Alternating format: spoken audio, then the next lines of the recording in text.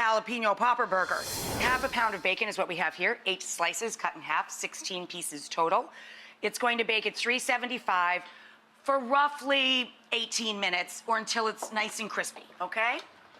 And the curly fries bake at 425. So you could just bake the bacon a little higher temperature along with your curly fries and pull the bacon a little before these are done. These take 25 minutes at 425. We are going to chop up some fresh chilies. This is a jalapeno. This is called a Fresno, very mild as chilies go. It's kind of like a fruity heat. And these are red finger peppers, spicy or hot peppers, okay? So we're gonna take some fresh chilies of whatever heat level you like. You could even get away with bell peppers, but I don't think you could legitimately call that a popper, but I'm not your boss. Do whatever you want. So I've got a pan here just with a little oil in it getting hot, and I'm just gonna leave these guys tender crisp, so don't take them too far, okay? To get my chilies going, and then we're gonna combine that with some pickled, mild or hot, pickled jalapeno peppers when that's done in a splash of their juice. Give it a little acidity. The inside of the popper is always cream cheese, right? Mixed with some shredded cheeses. So we're gonna top the burger with a slather of garlic, cumin, cream cheese.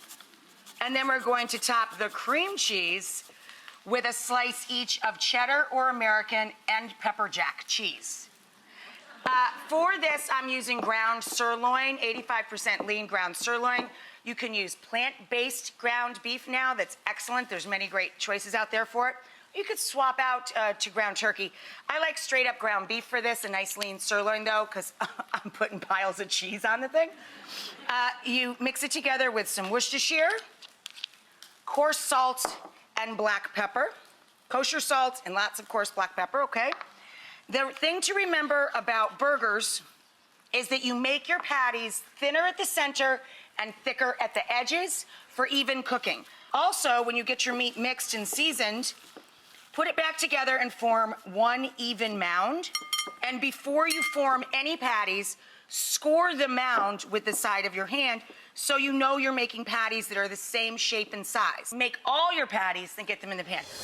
Okay, so I am taking for our popper burgers our garlic, cumin, cream cheese. I'm putting that on top of the burgers to start melting down.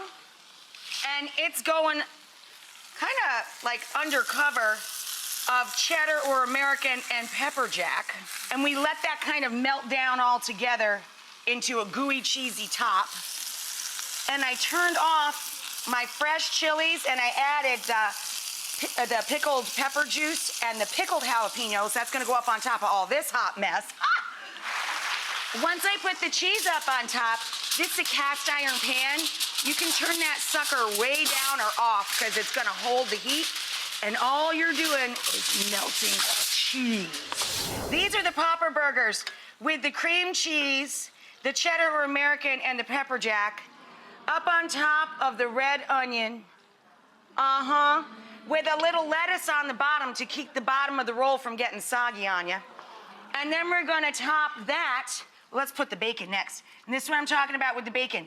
You see, when you make half slices, every single bite gets bacon. You see there?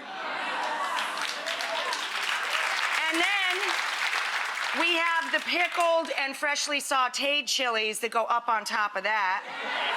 And we're gonna pile up our zesty curly fries. This is my homemade dill, chive, parsley, garlic ranch.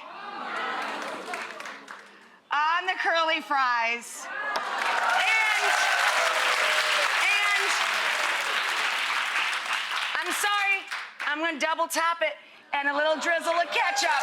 What?